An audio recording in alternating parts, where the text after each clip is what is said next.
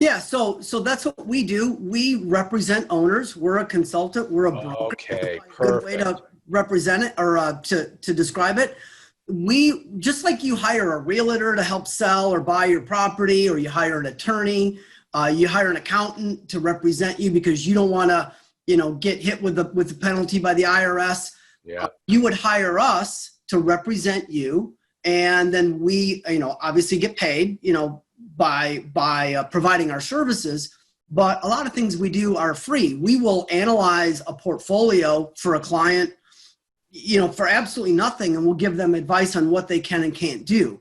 So some of the things that you want to be looking for are, when are those contracts coming up for renewal? So if you buy a property, if you buy an asset, you do the due diligence, and you're going to assume that contract. One of my clients, I was talking to them about this yesterday. They have a portfolio of about 10 mobile home communities, and 4 of them they bought, and those already had contracts or paper. They call it paper contracts. So there's not much you can do with those until you start to end. And the other bad thing about that is the previous owner got the door fee. Oh, right.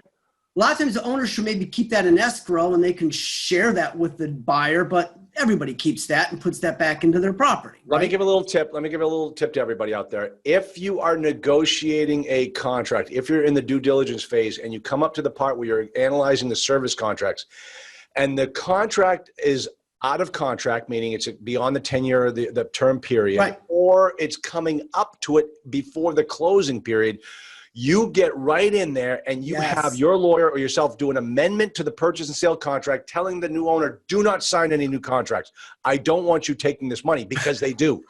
Yeah. Right. And here's another one. And this is one that you don't even know about, Todd.